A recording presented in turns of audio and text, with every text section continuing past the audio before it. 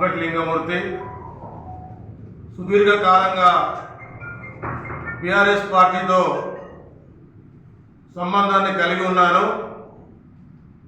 నేను కేసీఆర్కు కరోనా వస్తే వెములాడ రాజరాజేశ్వరునికి మొక్కి నా తలనీలాలు కూడా సమర్పించాను. అలాగే ఢిల్లీలో కేసీఆర్ గారు రైతు దీక్ష చేస్తే పెద్దపల్లి జిల్లా నుండి కొందరు వెళ్ళిన దాంట్లో నేను కూడా ఒక్కరినే వెళ్ళాను. అలాగే పార్టీ ఆఫీస్ ఓపెన్ చేసినప్పుడు కూడా నేను వెళ్ళాను. ఖమ్మంలో మీటింగ్ జరిగినా, రాష్ట్రంలో ఎక్కడ మీటింగ్ జరిగినా తప్పకుండా హాజరయ్యే వ్యక్తిని నేను. కానీ ఎంత కష్టపడ్డా కూడా కష్టపడ్డ వాళ్లకు ఫలితం అనేది రావడం లేదు టీఆర్ఎస్లో. ఎందుకంటే కేటీఆర్ గారు టైం ఇయ్యడు.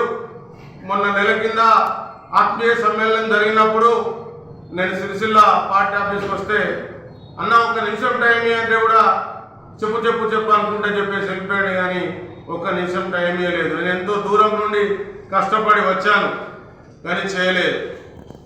కేటీఆర్ గారు మీరు ఇప్పటికైనా నియోజకవర్గాలకు ఎమ్మెల్యేలే బాసులని, ఎమ్మెల్యే లెటర్ ఉంటేనే ప్రతి ఒక్కటని, ఎమ్మెల్యే ఉంటేనే ఎమ్మెల్యే చెప్తేనే అని చెప్పేసి కార్యకర్తల మనోభావాలను దెబ్బతీసిండ్రు.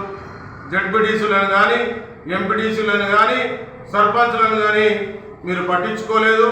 దాని పర్యవసనమే ఈరోజు మీ ఓటమి. కాబట్టి ఇప్పటికైనా మీరు ప్రజలకు ఎంత చేయాలో చేసిండ్రు, కానీ కార్యకర్తలకు ఏం చేసిండ్రు? ఒక డాక్టరు ఒక నిమిషం టైం ఇచ్చినట్టుగా రాష్ట్రంలో ఉండే కార్యకర్తలకు తెలంగాణ భవన్లో మీరుండి ఒక నిమిషం టైం ఇచ్చి వాళ్ళ మాటలు వినండి.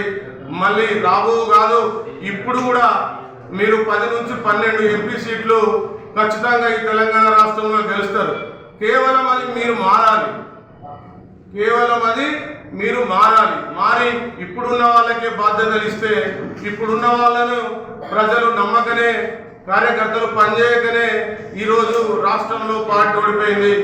నేను ఈరోజు బల్లబుద్ధి చెప్తున్నా, ఇది ఖచ్చితంగా మీరు ఓడిపోయిందంటే అది కార్యకర్తల కోపం వల్లనే మీరు చెప్తున్నారు. నేను ఒక దాదాపుగా 15 సంవత్సరాల నుండి టీఆర్ఎస్ పార్టీలో ఏ చిన్న కార్యక్రమమైనా బొడిగే సోదరి మీద ప్రెస్ మీట్ పెడితే మళ్ళీ పెట్టింది నేను, పెట్టి ఆమెకు సమాధానం ఇచ్చింది నేను, సార్ కోసం గుండు వేయించుకునేది నేను, పెద్దపల్లిలో ట్రైన్ సాగపోతే ట్రైన్ కింద పడతానని చెప్పి 5 ట్రైన్లు ఆపింది నేను. అంటే ఇట్లా ప్రతి ఒక్క విషయంలో కూడా కష్టపడి పనిచేస్తే మా బాధలు వినేవాళ్ళు కానీ, మా బాధలు పట్టించుకునే వాళ్ళు కానీ ఎవరు లేరు. మేము హైదరాబాద్కి వస్తే కూడా ఎమ్మెల్యే లెటర్ ఉందా, అది ఉందా అని చెప్పేసి అడిగాను. అలాగనే ఎమ్మెల్యే లెటర్ కావాలంటే కూడా నేను ఏం చేశానంటే, ఇది వెంకటేష్ నేత ఎంపీ గారి లెటరు, లింగమూర్తి మంచి కార్యకర్త, ఏమన్నా ఇవ్వండి అని చెప్పేసి సిఫారసు చేశాను. ఇది భానుప్రసాదరావు ఎమ్మెల్సీ గారి లేఖ.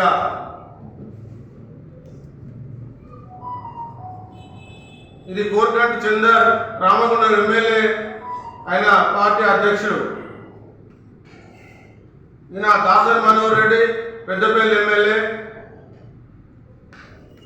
అట్లనే గుట్టమదన్న జిల్లా పరిషత్ చైర్మన్ లెటర్ కూడా ఉంది.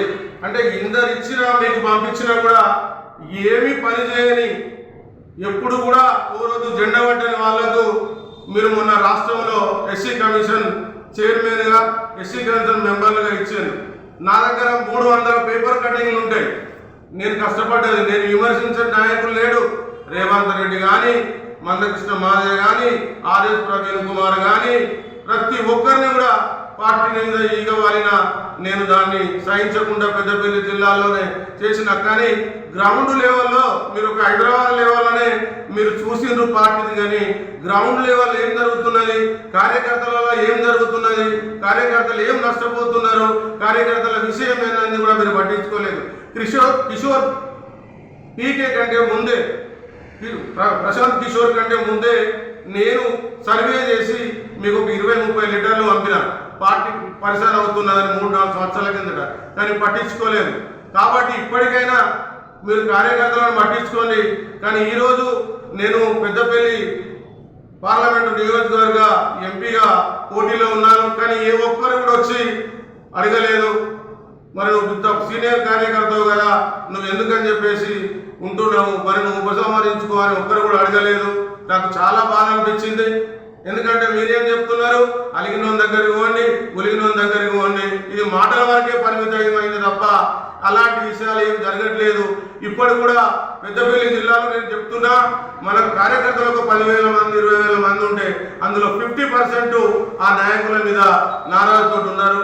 కాబట్టి ఇప్పటికైనా కేటీఆర్ గారు మీరు దయచేసి పార్టీలో కష్టపడుతున్న వారికి పదవులు ఇవ్వండి, ఇష్టమని భరోసా ఇవ్వండి. ఈ ఎలక్షన్లలో మీకు ఖచ్చితంగా విజయం వస్తుంది. జై భీమ్, జై తెలంగాణ.